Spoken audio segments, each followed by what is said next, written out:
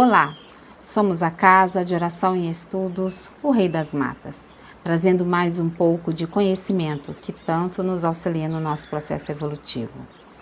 É isso aí que você viu no tema do vídeo de hoje. Vamos falar um pouquinho sobre benzimento, né? Todo lugar encontra aí um benzedor ou uma benzedeira, né? Hoje em dia não se usam, né, às vezes esses nomes em alguns lugares, né?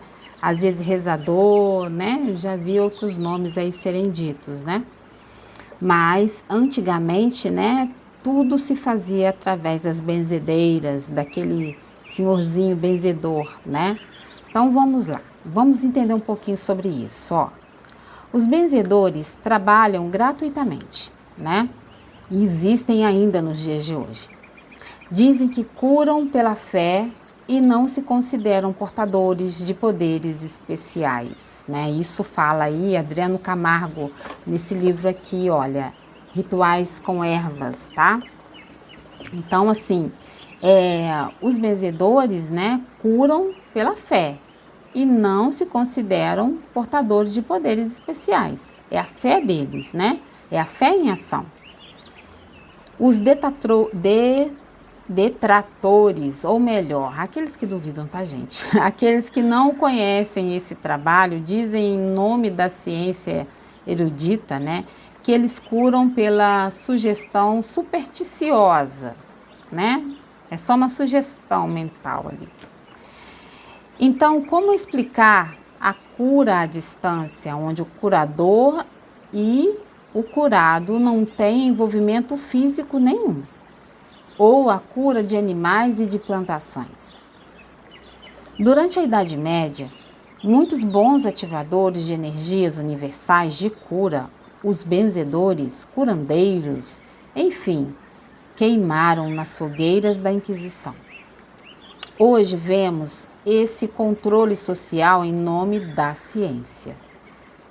É claro que a ciência é importante, mas atua em outro campo, no campo físico. Mente sã em corpo são. Então, o benzimento ele atua na mente, no espírito, né? Se as duas práticas se alinhassem, com certeza nós ganharíamos muito em qualidade de vida. Isso não quer dizer que se houver necessidade de você benzer alguém necessitado, e tendo boa vontade e alguns elementos simples à mão, não possa fazer. Pode sim, né? A vocação de benzedor é antiguíssima, muito antiga, né? Como já foi dito aqui, da época da Idade Média, né? Já se tem notícia. Deus está em todos os lugares, quando evocado com fé. A mãe, gente, ela está sempre benzendo seu filho quando dá aquele beijinho na testa, né? Na testa ou na bochecha, né? Ou nas mãos da criança. O amor e o bom senso são nossas regras básicas para todas as práticas ritualísticas e não é diferente para o benzimento. Vemos as ervas presentes nesse ato de amor ao próximo. Aí ele diz assim, olha, Adriano Camargo falou nesse pedaço dessa forma, ó. Tempos atrás, passou em um programa de televisão em rede nacional um posto de saúde no estado da Bahia, onde ao lado da sala do médico havia a sala da rezadeira. Após a consulta clínica, dependendo da necessidade avaliada pelo profissional de saúde, a criança ou adulto era encaminhada para a rezadeira. Ela empunhava um maço de pinhão roxo e, fazendo sinais da cruz na criança benzida, limpava seu campo astral de todo o acúmulo energético que dificultava a cura da criança. Imagina, gente, se isso fosse realizado, né? E tudo em conjunto, ciência e religião, ia ser assim, grandioso, né? O benzimento é basicamente isso, usar o elemento natural e a reza como ferramenta de cura espiritual. Então, assim, eu lembro que há algum tempo atrás, quando eu ainda estava na casa espírita trabalhando, né? eu lá fiz algumas pesquisas para estudos, né, para dar aulas de evangelização, para estudos com os adultos também, sobre os benzedeiros, né, e as benzedeiras. E eu lembro que meu filho mais novo, ele vivia tendo muita febre, né, quando ele estava com 1 ano, né, 1 ano e pouquinho, 11 meses mais ou menos por aí. Mas era um princípio de infecção urinária e a gente não sabia. Mas os médicos falavam que que é que eles sempre falam quando não sabem explicar? Virose.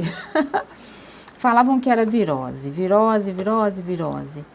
E aí um dia eu indo para casa da minha mãe com ele, eu estava dentro do ônibus, sentei atrás do motorista, aí tô lá, ele tá dormindo, né? Eu fui, aproveitei, né, que eu tinha acabado de sentar, ainda o ônibus ia andar muito ainda, peguei o termômetro na bolsa e fui para medir a temperatura dele. Ele não estava nem com 1 aninho ainda. E aí tinha uma senhorinha do meu lado que tinha entrado, né, mais à frente. Ela sentou do meu lado e, se eu não me engano, era uma senhora, né, negra, né, agora fala preta, né. E aí ela disse assim para mim, ai, que coisa mais linda, como é que ele chama? Eu lembro das palavras até hoje, gente, porque aquilo me deu assim, sabe, uma luz, né? Porque a gente vivia dando dipirona, paracetamol, intercalando aí, porque a febre ia e voltava, ia e voltava. E aí eu falei o nome dele para ela, e aí ela disse assim, que coisa mais linda. Você está medindo a temperatura dele? Eu falei assim, tô. Você está vendo se ele está com febre? Por quê? Eu falei assim, é uma febre que os médicos não estão descobrindo o que é. Eu ainda não estava na casa espírita, nessa época não, tá? Ele ainda era de colo. Aí aí ela falou para mim, mas é assim mesmo, deve ter falado que é virose, né, minha filha? Aí deu aquela risadinha. Gente, ela deveria ter aí uns quase 80 anos, tá? Baixinha, sabe? Um doce de voz. Aí eu falei assim, pois é, isso mesmo. E aí faz exame, virose, faz exame, virose. Já tem umas 3 semanas que eu tô nessa. Aí ela pegou e falou assim para mim, filha, faz o seguinte, vou te ensinar 2 coisas. Primeiro, que você é mãe. Você tem um poder de cura sobre o seu filho, você pode rezar o seu filho. E aí eu olhei assim para ela e falei assim, eu já sabia sobre Umbanda, porque eu cresci na Umbanda, né, gente? Nessa época eu não estava indo na Umbanda e eu cresci. Eu estava um pouquinho entristecida porque eu tinha pedido um auxílio e eu não consegui o auxílio pro meu filho nessa época. Então eu fiquei um pouquinho entristecida e não quis saber da Umbanda na época. Eu era meio brava, meio revoltada com essas questões. E aí ela falou assim, você vai fazer o seguinte, você vai rezar ele, você vai fazer, ela apontou nele, ela colocou a mãozinha nele, ela na testa, você vai fazendo o sinal da cruz, na boquinha, no peitinho, e você vai rezando o Pai Nosso. Vai rezando o Pai Nosso. Depois você reza 3 Ave Maria. E depois você faz o sinal da cruz dele. Você vai estar rezando, seu filho, você tem o poder de mamãe sobre ele. Eu falei assim, senhora, muito obrigada. Ela falou assim, mas você vai fazer outra coisa. Você vai pegar a casquinha da laranja, você vai cascar a laranja, vai tirar a casquinha, sem aquela parte branquinha, só a partezinha amarelinha. Você vai pegar, você vai esquentar uma frigideira e você vai ir apertando para sair aquele sumo. Saiu aquele sumo, você vai fazer um chazinho para ele e você vai dar para ele o chazinho. Você vai ver como vai ajudar a baixar a febre. E aí eu falei assim, meu Deus, que benção é essa que caiu na minha vida aqui agora. Quando eu desci na minha mãe, aí eu falei com a mãe, eu já fui chegando lá e já fui tirando a roupinha dele, que ele estava todo suado, ele transpirava, gente. Aquilo saía suor para tudo quanto é lado nele. E a mãozinha, aí quando a febre chegava a passar de 37,5, aí ele começava a gelar as mãozinhas e quando chegava a 38 eram os pezinhos também, tudo geladinho. Aí, quando eu cheguei lá, ele já estava ficando com as mãozinhas geladas. E aí eu peguei, já fui tirando a roupinha dele, né? E tirando aquela roupa que estava molhada, troquei a roupa dele e já fui rezando já ele ali na hora. Eu pedi, né, licença a Deus e fui lá e fiz o que a senhorinha tinha me ensinado. Depois eu falei, mãe, tem laranja aí, mãe? A mãe falou assim, tem. Aí peguei, fui lá exatamente do jeito que ela ensinou. Gente, naquela hora, olha aqui, aqui é Tomé, sabe? Precisa ver para crer. Eu falei assim, eu não vou dar remédio para ele. Eu vou dar o chazinho que a dona deu. Falou para mim dar. A mãe, tá doida, Paula? Eu falei assim, não, vou fazer. Aí peguei, fui e dei. Aí a minha avó, eu lembro que minha avó falou assim, ela tá certa, Creuza, tem muita coisa que é melhor do que remédio, tem hora.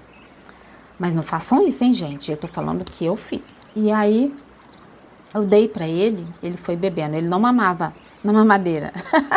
Não mamava. Eu levava a Chuquinha, mas eu tinha que apertar na boca dele assim para ir saindo, né? Quando eu estava em casa, eu dava na colherzinha.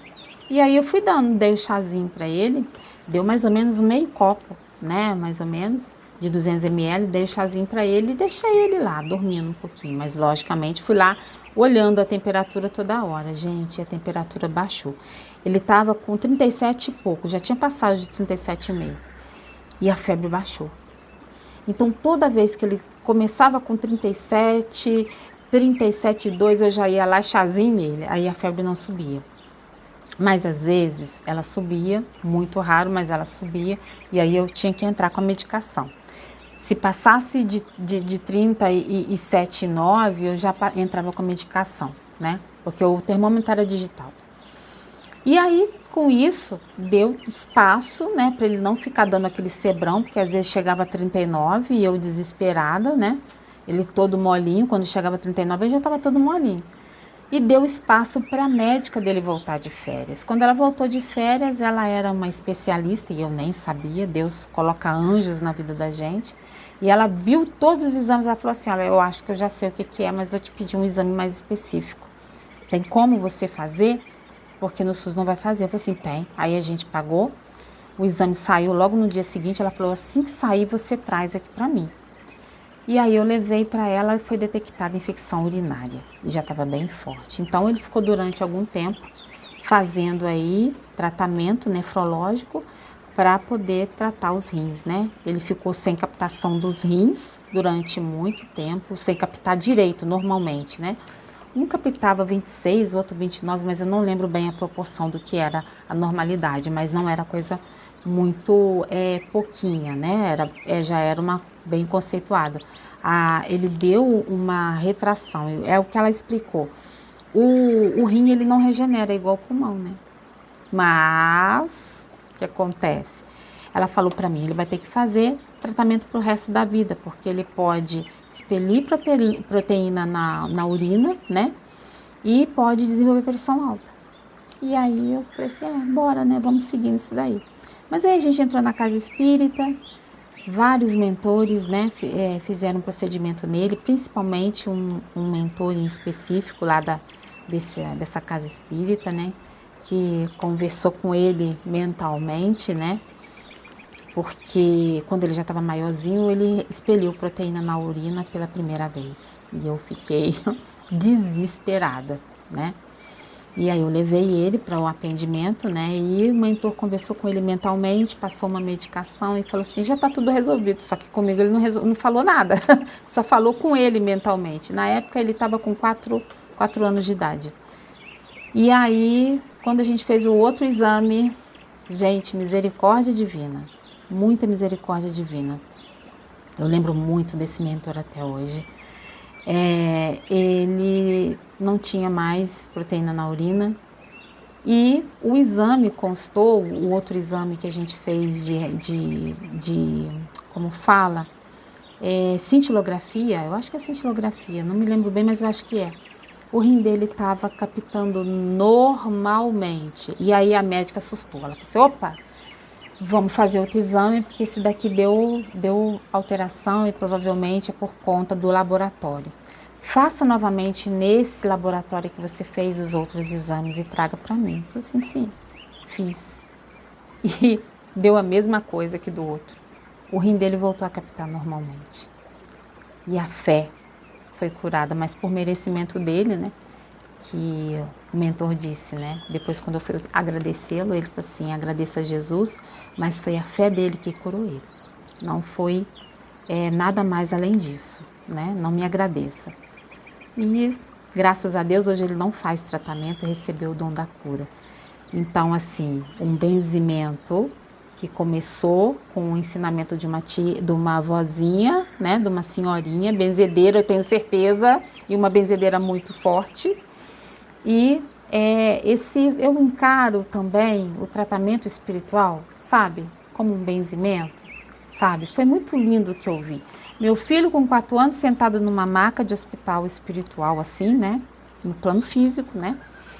O mentor diante dele e segurando as mãozinhas dele de olho fechado, meu filho de olho fechado, eu ali, igual uma pastel, ali, sem entender nada. Aí ele falou assim, pronto, tá resolvido, filha, faça isso, dá isso aqui e pronto. E pronto, meu filho está curado até hoje, graças a Deus. Então é isso, gente, nunca perca fé. Nunca perca fé, né? Se você conhece alguma benzedeira, leve seu filho para benzer, vai você benzer, entendeu? Aprenda a orar se benzendo, sabe? Pega um crucifixo, né? De um terço, benza seu corpo, sabe? Faça o sinal da cruz, benza aqui, entendeu? Faça o sinal da cruz, benza a sua casa, né? Com fé e o amor que você tiver no coração, você é capaz de realizar maravilhas. Meu saravá fraterno a todos, que Pai Oxóssi nos abençoe e Mãe Ansã nos direcione. Axé.